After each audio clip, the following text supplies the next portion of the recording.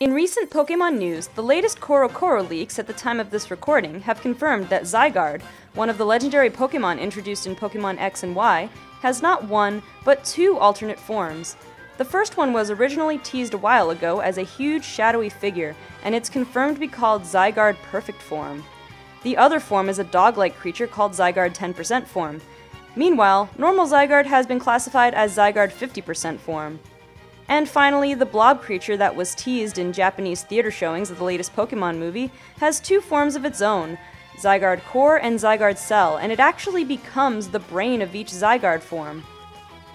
But let's turn our attention to the only form we've never seen before in any way, the 10% form. At first glance, this design seems totally out of left field.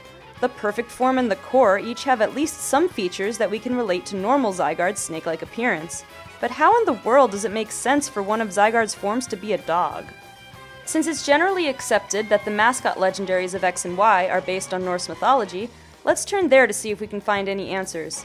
And please note, all of this information is coming from Google searches and one discussion with someone who's read up a bit on the subject, so I'm by no means presenting this with any real authority, but I'm going to do my best to try to piece together a connection here.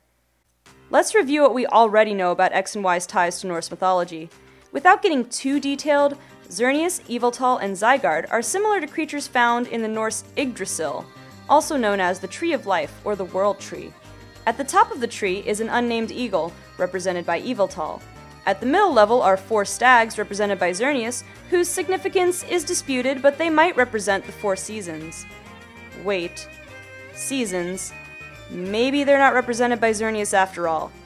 Anyway.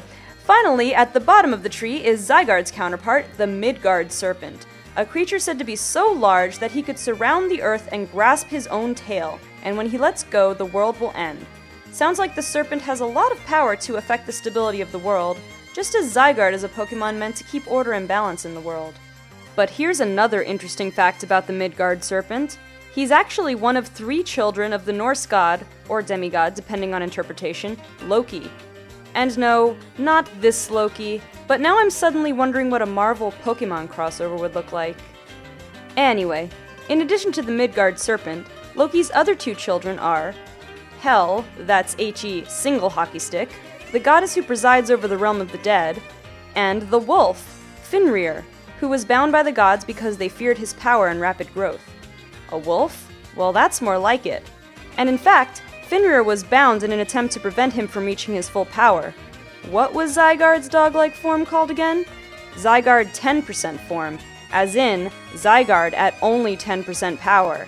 I think we now have a potentially good explanation for Zygarde 10% Form being a dog. But what do you think? And this only scratches the surface on Zygarde. Do Zygarde Perfect Form and Zygarde Core have Norse significance as well? Not to mention the broader thematic ties that can be drawn between Pokemon X and Y and Norse mythology. But those are all discussions for another time. For now, maybe we can at least have some understanding of where Zygarde 10% Form comes from. Hey guys, thanks so much for watching this latest episode of Sweet Speculation.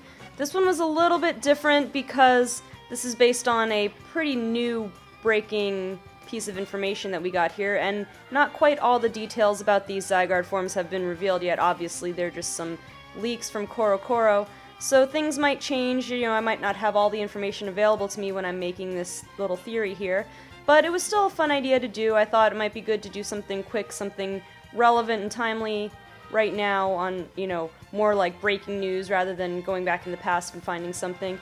But let me know what you thought about it. Leave comments if you think I'm wrong, if you think I'm right, if you have another idea about what these new forms could be, if you have more connections to Norse mythology, or if you think it's something completely different, go ahead and let me know. And of course, if you like this video, go ahead and leave a like.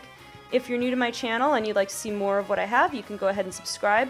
I have a few annotations on screen right now. You can check out my previous episode of Sweet Speculations on Earthbound and how it became a cult classic.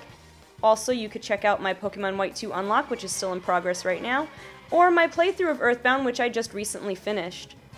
Also, as always, if you'd like to follow me on social media, you can like my page on Facebook or follow me on Twitter. There are links in the description for that as well. Thanks once again for watching, and I will see you next time.